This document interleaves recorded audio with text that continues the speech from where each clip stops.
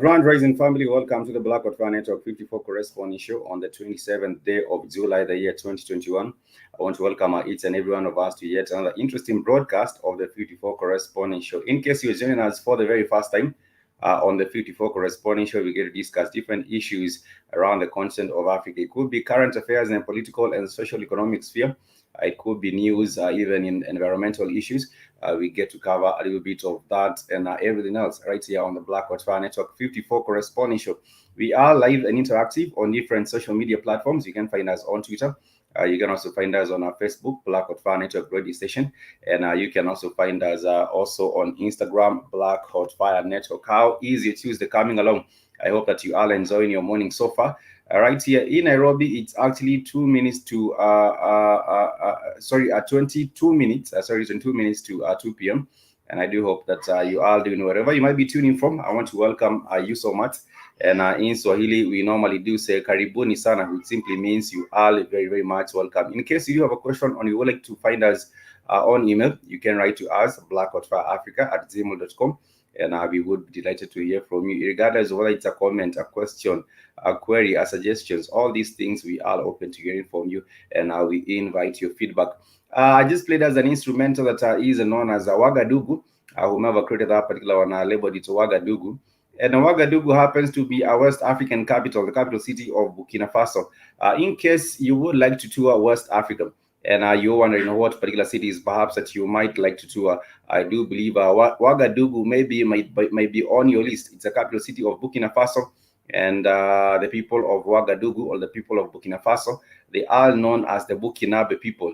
And this is really a place where, the temperatures are hot. It's in the sub-Saharan Africa, and the temperatures are really, really hot. And I want to share with us some interesting facts about Ouagadougou before we get into the conversation of the day, which has to do with Tunisia. Tunisia, of course, is another African country, but I want to give us a quick tour to West Africa and I share with us some real quick, interesting facts about Ouagadougou. Some people, if you write down Ouagadougou and you're telling people to pronounce it, many people have a difficulty trying to pronounce Ouagadougou. But if you're wondering how to say the name of this wonderful city, you can pronounce it as Ouagadougou, which is WAHGAHDOONGOO, Ouagadougou. And of course, sometimes people trying to shorten it, and I just pronounce it as Ouaga, which is the capital city of Burkina Faso. The total area of this particular city is 2,805 square kilometers. So it's really, really big. It's about 1.5 the size of the Greater London. It's bigger than London, but like I said, because it's hot and because of the weather and the climate in this, place, you will find it not being inhabited a lot. There are not many inhabitants in Ouagadougou, even if it's a capital city of the West African nation of Burkina Faso. We have talked about Burkina Faso a couple of times on the show. Sometimes we do talk about Burkina Faso in a negative light because of the insecurity in this place. You have found, you will hear about many insurgency and militant groups operating in Burkina Faso. And sometimes, we might not really have a lot of positive stories, but I just want to share with us some interesting facts about Ouagadougou, which is a capital city. It's a bigger city in Burkina Faso. And also, like I said, it's really, really hot and dry. The kind of weather you find there is really, really hot and dry. And the total land area, like I said, is 2,805 square kilometers. And also, the people do speak in French in Ouagadougou, West Africa. The main spoken language is French, is official language in French.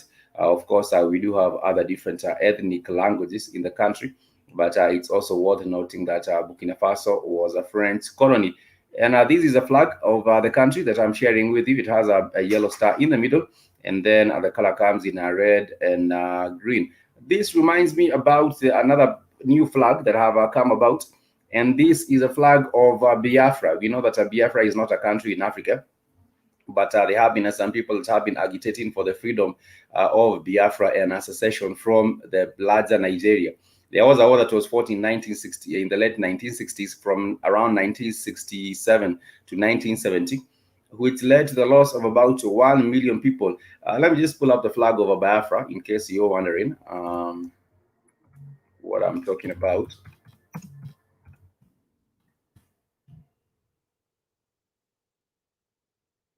And the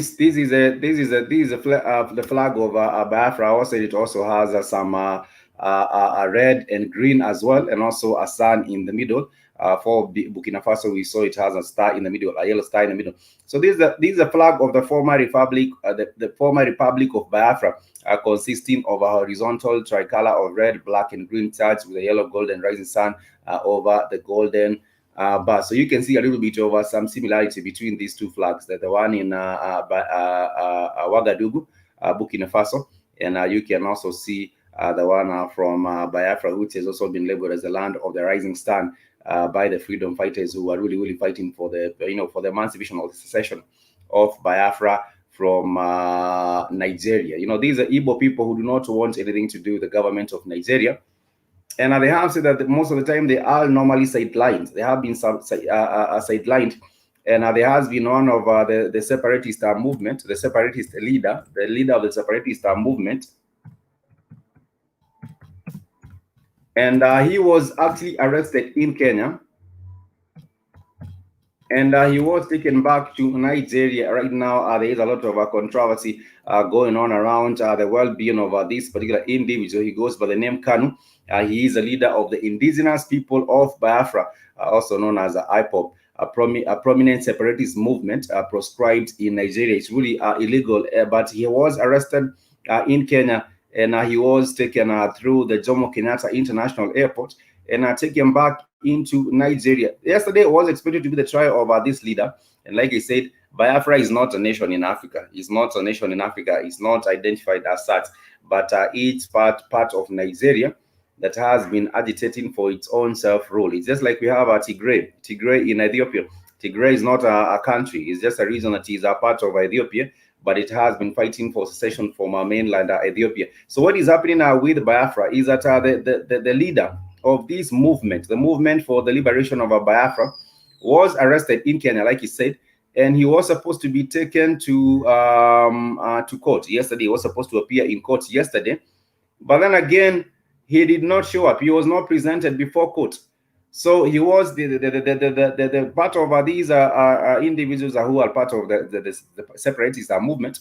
They were saying that he was abducted by Nigeria from Kenya, according to his family, the relatives of the British Nigerian citizen. Namdi Kanu has accused Nigeria of an extraordinary rendition aided by Kenyan authorities. And what has happened is that a Biafra separatist leader and the UK national was arrested by Nigerian authorities in Kenya and taken to Nigeria in an act of extraordinary rendition, his family and lawyers have claimed. Namdi Kanu, a British Nigerian citizen, fled Nigeria in 2017 while on bail facing charges of terrorism and incitement. He was arrested last week and brought to Nigeria's capital, Abuja. The Nigerian authorities decided declined to say where he was taken from. The sudden arrest caused widespread surprise in Nigeria, as his whereabouts had not been known for many years. So, like I said, Yesterday, we were supposed to have a resuming of the resumption of the trial of this leader. He goes by the name Namdu Kanu. And he was supposed to appear before court yesterday on Monday. So Nigeria on Monday resumed the trial of the prominent separatist leader who was brought back in the country in a controversial circumstances, but the case was quickly adjourned after he was not present in court. When his lawyer demanded to know what had happened and why he was not presented before court, the government said that there were some logistical challenges bringing him to court, and therefore that is why he has not been presented. Of course, there were many protesters who were outside court, and these protesters were looking forward to, showing solidarity with this Biafra separatist movement leader. But the court did adjourn. The court was adjourned. The trial was adjourned for this leader Namdu Kanu.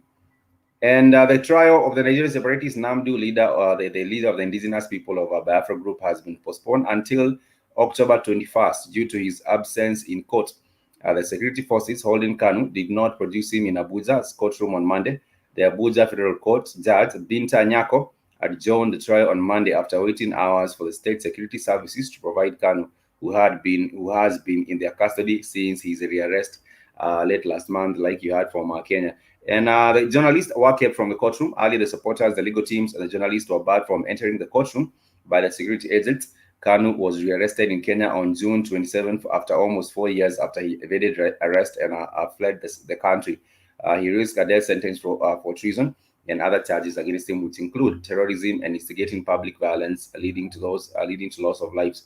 The human rights lawyer Martin Obono said the government's holding of information about him does not inspire confidence that he will receive a fair trial. Of course, but I do know that, Nigeria, as we speak right now, Nigeria, I was saying that there was a war which did take place, and this war was targeted against these separatist group, which of course has been demanding for the separation from Nigeria or the secession of the Biafra region for a very, very long time.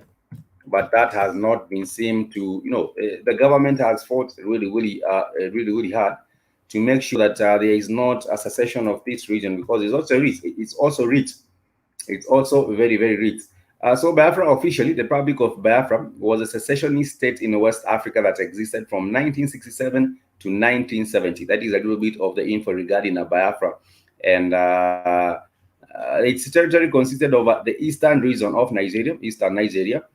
And the Biafra was formed as a result of the nationalist aspirations of the Igbo people of Nigeria, leading to the civil war in Nigeria that did last from 1967 to 1970. And its capital was supposed to be Enugu. You have heard about Enugu State in Nigeria, but it seems like people were not really comfortable. They did not feel represented. And let me share with us a little bit of the images. People have not felt represented by the government of Nigeria. And that is why you hear about situations where, the Igbo people are tired and they just want to succeed and just want to be on their own. These, of course, would not make them any stronger. I don't believe if you broke away from the mainland Nigeria, it would actually make you any stronger as a state, as a smaller state. We have seen different places, even in Togo, where there are separatist movements, and these separatist movements, they just want to be on their own. And this is what I'm talking about. You will find this is a region I'm telling you of, and of course, this is Enugu. Enugu was supposed to be the capital, and this is in southern Nigeria. They have said that they want to be their own small state, like you can see on the flag on the map here. They want to be their own small state and secede from the rest of Nigeria and run their own affairs on the side. And these are the Igbo people. So yesterday, like you heard, there was supposed to be the presenting of the leader of this separatist group. He was supposed to be presented before court yesterday, but the government of Nigeria did not present him in Abuja. So this particular case was postponed. It was the trial was adjourned until October. But there was a lot of people going out yesterday. They were supporting, they were going out to show their solidarity with this leader of the separatist movement.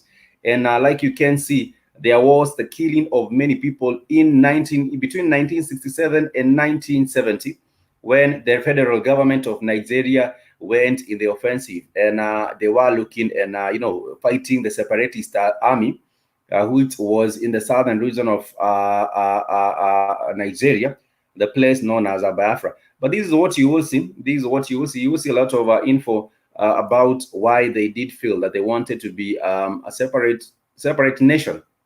And I was drawn a contrast between Nigeria and Ethiopia. We have seen in Nigeria there are about 200 different ethnic groups. The Igbo is one of them. The Yoruba is one of them. The Fulani is also another group, and we do have about 200 different groups, ethnic groups in Nigeria. And when you go to the neighboring country, which is not very far, Cameroon, you'll also find about 150 ethnic groups. And if every ethnic group wants to become its own nation, then it means governing the whole country becomes a very, very difficult situation. In Ethiopia, we do have about 81 ethnic groups in Ethiopia. We do have the Oromo, we do have the Tigrinya, we do have, there are so many of them.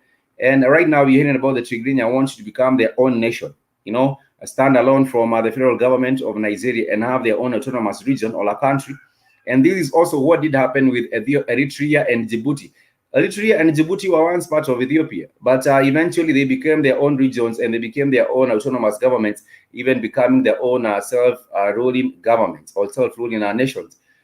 So if you're wondering about what is happening with Biafra, the Igbo people are tired. They just want to be separate. I do not really support this. I do believe that they should be looking forward to becoming more cohesive, not breaking apart. I do believe they should be striving towards becoming one nation, as opposed to becoming a different sub regions, which are led by these ethnic leaders. So what we need to know about the matter of Biafra is that at 4:40 p.m. on the 12th of January 1970, the Nigerian Civil War came to a formal end with a radio broadcast from Lieutenant Colonel Philip F. Young, the commander of the army that for the previous 30 months had been fighting secession from Nigeria and the creation of an independent republic known as Biafra. And he did say, "I am convinced that the suffering of our people must be brought to an immediate end. Our people are now disillusioned, and for those elements of the old government regime who have made negotiation and reconciliation impossible have voluntarily removed themselves from our midst." That is what this leader did get to announce. And what he was saying is that this was meant to bring to an end the fighting of the 30 months when this particular fighting did take place. And eventually the Biafra revolutions did get to lose. They did get to lose. What you do see is that with these ethnic groups in Africa, of course, Nigerians are spread all over the world. You will find Nigerians in Kenya, you'll find Nigerians in the USA, you'll find Nigerians everywhere in the world. But we have failed to have a common identity. The Nigerians have failed to have a common identity as one people. And that is, of course, what has led us to a situation where we are right now, where we are weakened because of the division.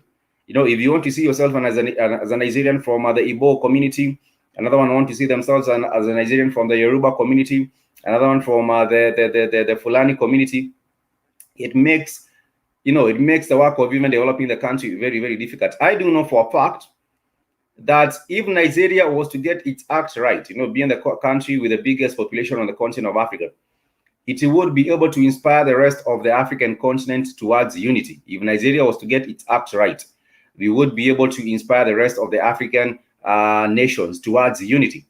The same thing happens to Ethiopia. Ethiopia, I believe, is a country on the African continent with the second largest population on the continent. And therefore, that is why you're hearing about these different ethnic groups wanting to become their own nation.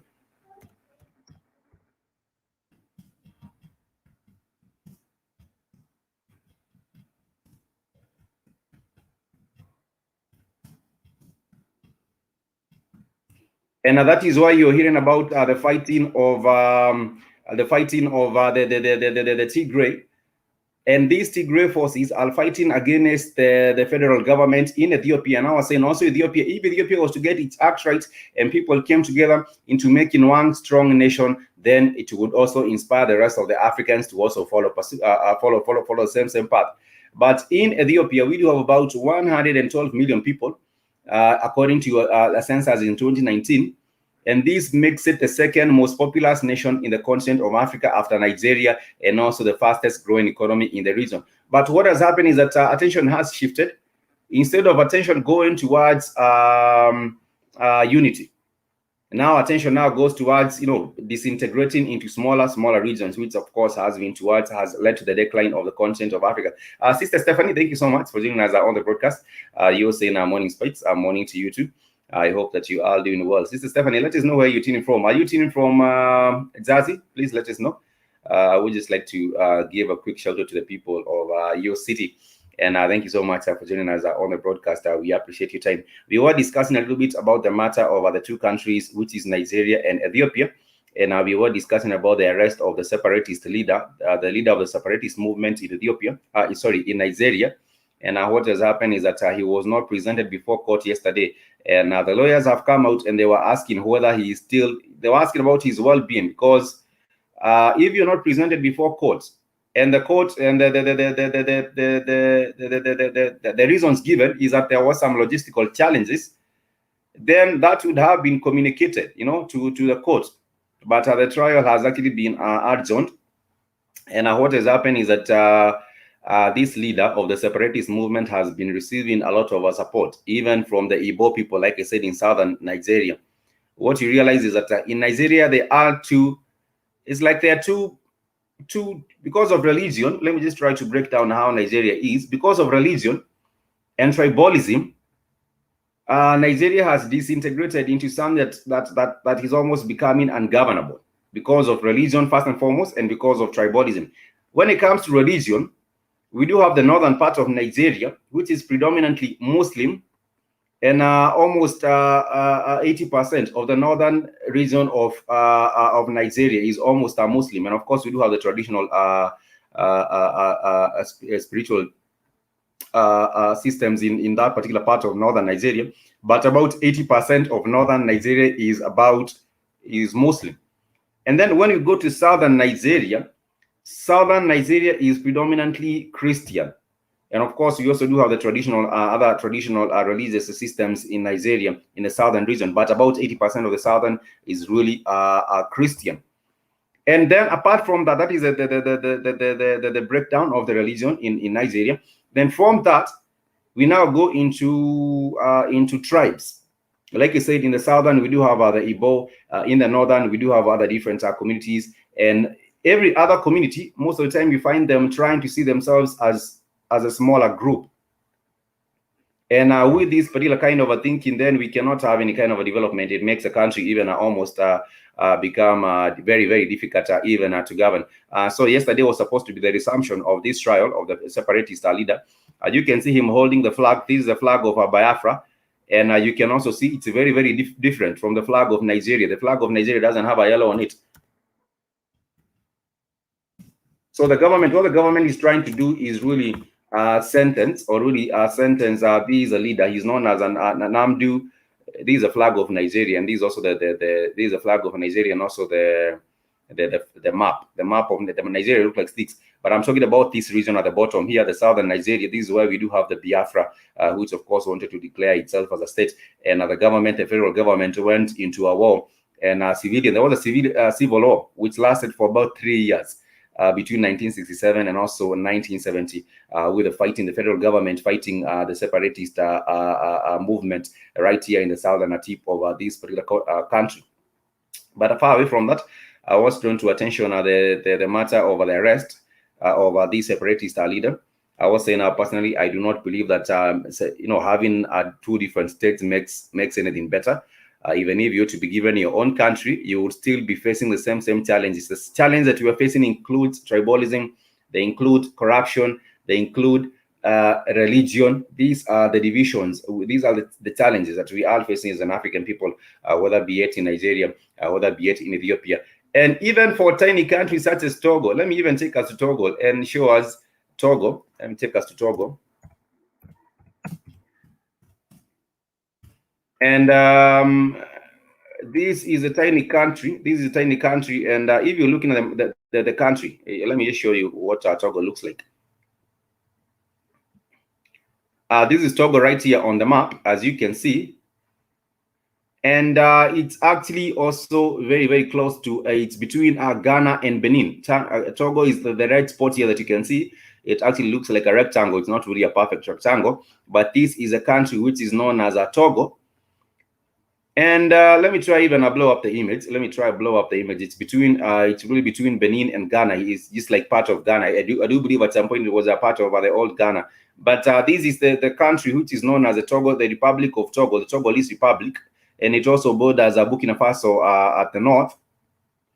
But what you happen to realize, even a country as tiny as Togo, there have been some separatist movements also fighting in Togo, trying to have some part of Togo become, independent or autonomous and seceding from the Togo. Togo is very, very tiny. I don't think even, let me even check the population of Togo just to confirm Togo's population. Just to confirm. So the population of Togo is said to stand at about 8.0 million people. But this is also another country that wants to have has some political upheavals from the inside.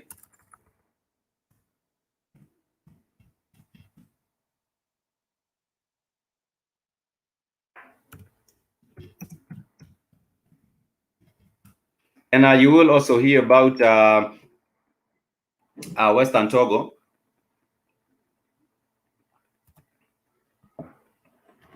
That want to call itself Western Togoland, are also fighting very, very hard to become, it's also its own autonomous region. So the area of Eastern Ghana has declared itself a sovereign state. The region known as Western Togoland has had a secession attempts in the past. And this is the Western Togoland restoration. We stand for our rights. Armed men demanding the secession of Western Togoland from Ghana blockaded major entry points into the Volta region of Ghana on Friday. And it's sad. You will find that in Africa, instead of people deciding to come together and uniting, you all in Atlanta, thank you so much. You all in Atlanta. I think Keith was around Atlanta the other day. I think that was last week. Keith was around Atlanta, Georgia, last week. Yes, I do believe. But much peace and love to you, and peace to everyone from Atlanta. We want to share our love with them from the motherland to the US. So I was talking briefly about the matter of the secession and what has been happening, and going back to the arrest of the secession movement leader. There has been also people in Sierra Leone. Sierra Leone, of course, is also another West African country, who have come out yesterday. They were protesting. They went on a march. They were protesting because they do say that they even closed their jobs. They closed their jobs. These are in a place in Sierra Leone, which is in Freetown. Freetown is in Sierra Leone. Let me share with us Freetown, Sierra Leone, Freetown.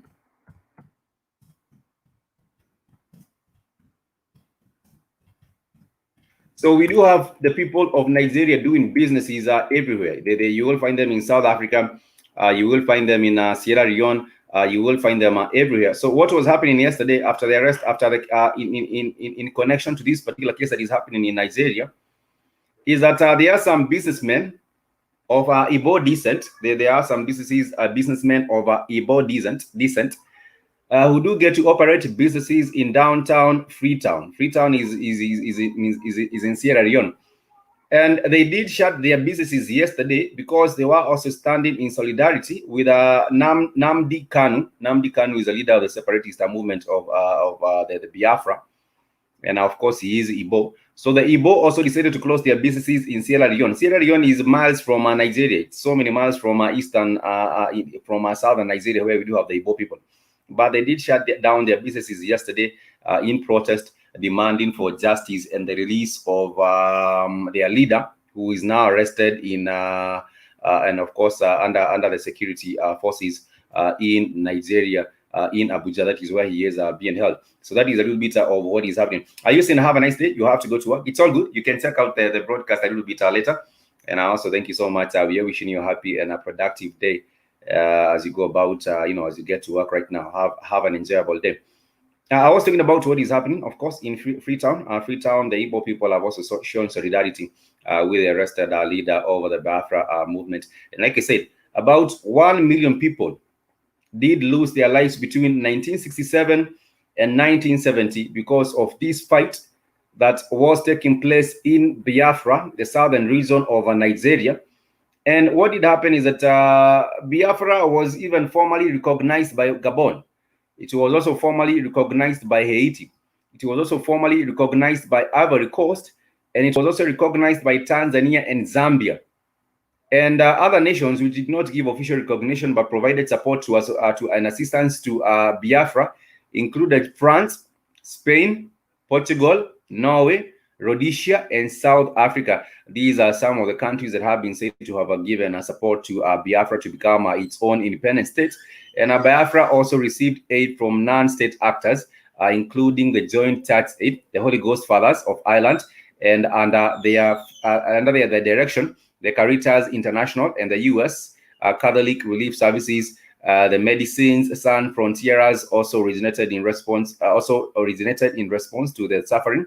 And 2.5 years of war, including almost 2 million Biafran civilians, three-quarters of them being small children, died from starvation caused by the total blockade of the region by the Nigerian government. And Nigerian government also has blood on its hands, because during this particular fight against a separatist movement in southern Nigeria, you realize that there was a blockade of this region, and therefore people will not be able to access food. So there was a lot of humanitarian challenges, the same that have also been seen recently in Tigray. In Tigray, there has been the fighting, and the Tigray people wanted to have their own government led by the TPLF, and therefore there was a blockade of this region, but the blockade has ended. It has been lifted by the government of Ethiopia. So I'm mixing the two. You might do not get confused. I am mixing a little bit about the history of Nigeria and the Biafra region, which is a southern region, and I'm also mixing that with what is happening with Ethiopia, because in Ethiopia there has also been the fighting which has been geared towards making the Tigray region autonomous, or its own country. But that is a little bit of the contrast I'm drawing, so do not get confused. So after 2.5 years, almost 3 years, not even 2.5, almost 3 years of the fighting, the Biafran forces under the Nigerian motto, no victor, no vanquished, surrender to the Nigerian federal military government. The surrender was facilitated by the Biafran vice president and the chief of the general staff, Major General Philip Ofiong, who assumed leadership of the Republic of Biafra after the original president, Colonel Chukwuemeka Odumegu Ejuku, fled to Ivory Coast, where he was he actually fled to Ivory Coast. And after the surrender of the Biafra, some Igbos who had fled to the conflict returned to their properties, but were unable to claim them back from the new occupants. This became the law in the Abandoned Properties Act. It was purported that at the start of the civil war, Igbos withdrew their funds from Nigerian banks and converted them into Biafran currency. After the war, the bank accounts owned by the Biafrans were seized, and the Nigerian panel resolved to give every Igbo person with an account only £20. So there has been a lot of injustice, and I can see also why. I can also see why the people of southern Nigeria, the Igbos, do not see themselves as being part and parcel of the government, because, like you had, people took money from their bank accounts in the southern Nigeria when there was the fight to try and have Biafra be in its own region, which is a part of southern Nigeria, but they wanted to have their own republic. What did happen is that some people took money from their bank accounts in mainland, in main Nigeria, and they took away their money. And when they took away their money, they also took away their property from some of these businesses, and they wanted to be their own. They wanted to have their own government and have their own system in southern Nigeria. And when they did, they took themselves from participating in the main economic structure in Nigeria. They wanted to build their own smaller economic structure with their own currency in southern Nigeria.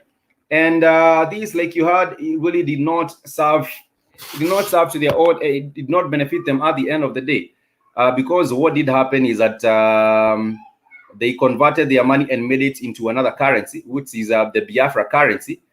And they were also getting the support. They were also getting the support from France. They were also getting the support from from Zambia. You know, some countries did get to recognize Biafra as as our own independent state. Like you had, Zambia was one of them. Tanzania was one of them, and other different governments did get to embrace or did get to accept Biafra as an independent state. But of course, that did not happen. You know, it also has its own resources on the ground. You know, Biafra, the southern part of Nigeria, which was once known as the Republic of Biafra, it has its own resources on the ground, and therefore the Nigerian federal government did not want it being part, you know, being broken apart and you know, standing alone as its own nation, and that is what did happen. Like you see, there is a flag of Biafra. And you might ask yourself, why was Biafra really calling for their own independence? Like I said, there has been the atrocities that were done against these people. Over 1 million people were murdered in the 3 years of the war. Other people died from hunger because there was a blockade of this region, and humanitarian assistance could not be taken to them. And there are other different reasons as to why we did have the loss of over 1 million people. So more than 45 years ago, Nigeria was nearly divided by a bloody civil war that led to the death of over 1 million people.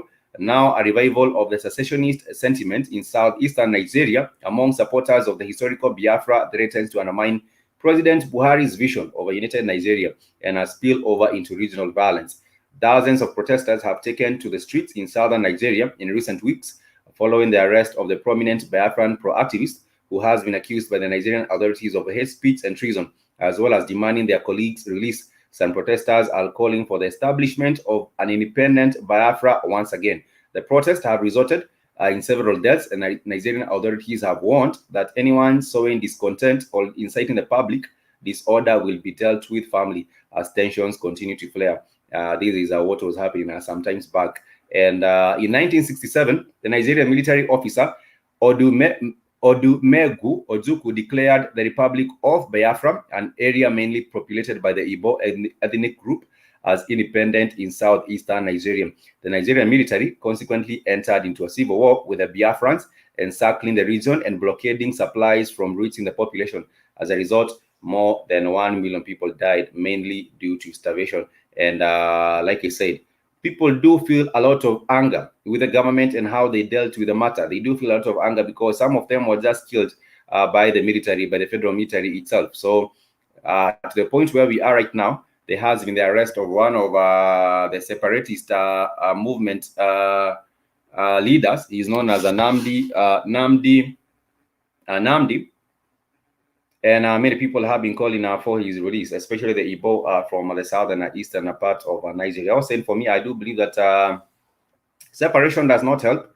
Separation only leads people into more, divided. When you are divided, you are easily conquered.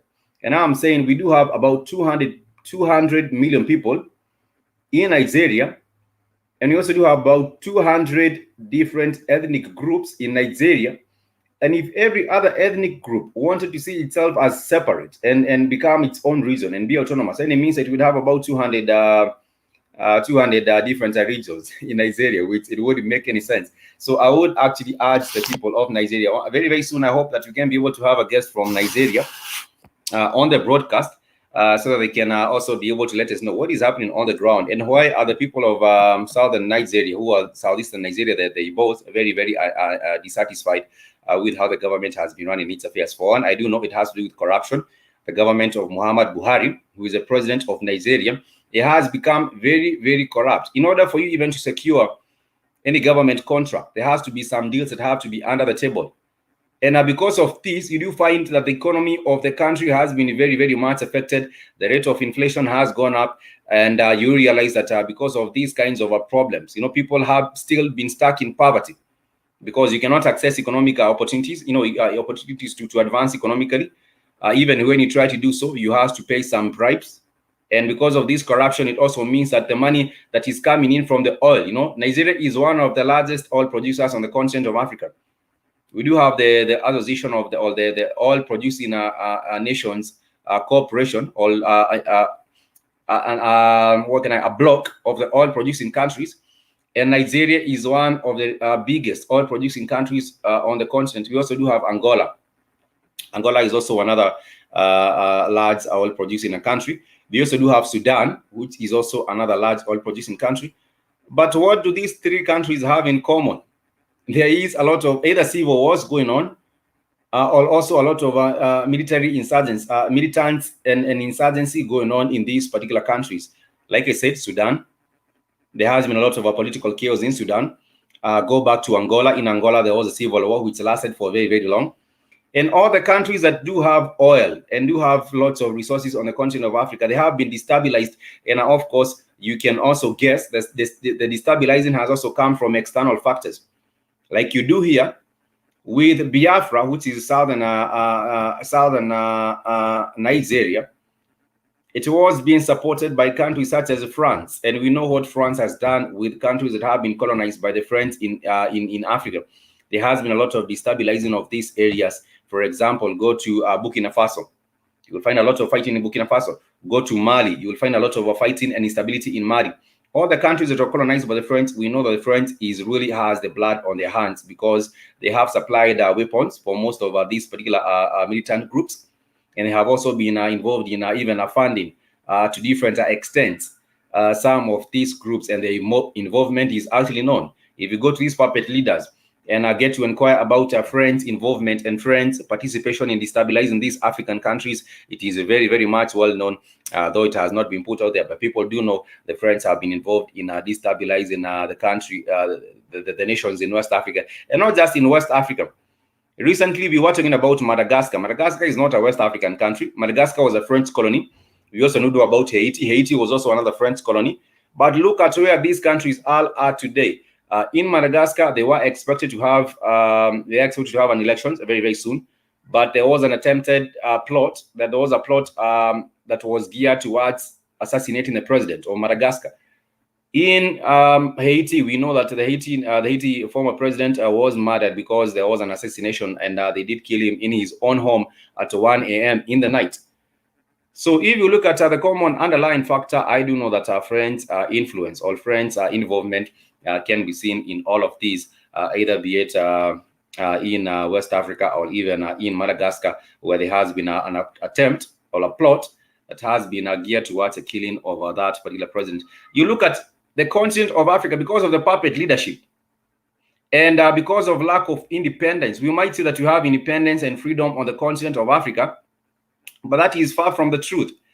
Everything that is going about in the political spheres of Africa, there has been interference, and also not just interference, but even control in every aspect of the political leadership of the African continent. You will find that the leaders that have been put in place, these are leaders that have been put in place by foreign governments, looking after their own interests, especially the governments that have to do with the foreign colonial powers that run these particular countries. Like I was saying, in Mali, there was the attempted assassination of the president, the interim president. That was last week in Mali. And what has happened? He almost got stabbed with a knife in the mosque. I'm talking about the interim president of Mali. Mali was a French colony. So last week, was it last week or last week but one? Yes, I do believe last week but one. There was the attempted assassination of the president of the interim president of Mali.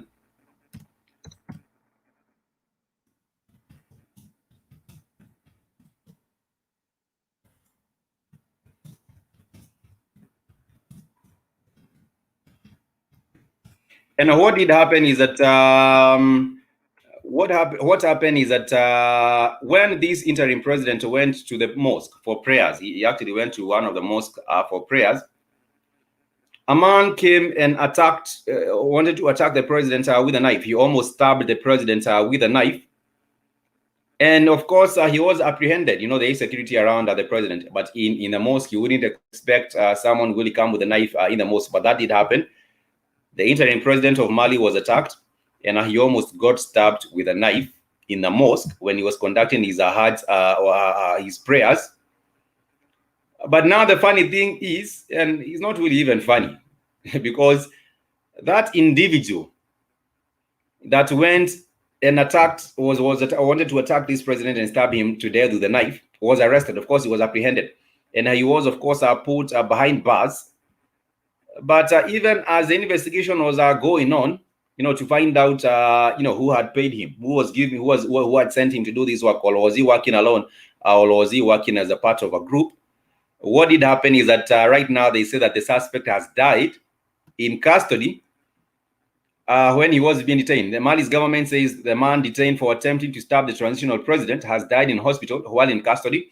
And they also say a man detained for attempting to stab Mali's president last week has died in hospital while in custody, according to the government.